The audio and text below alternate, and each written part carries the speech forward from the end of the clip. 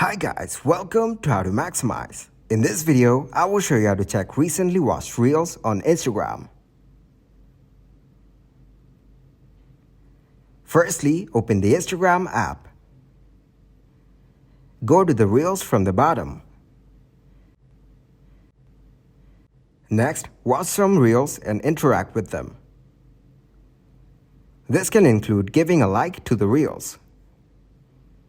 Close the Instagram app.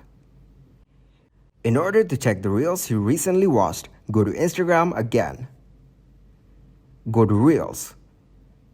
Then tap on Profile icon from the bottom right.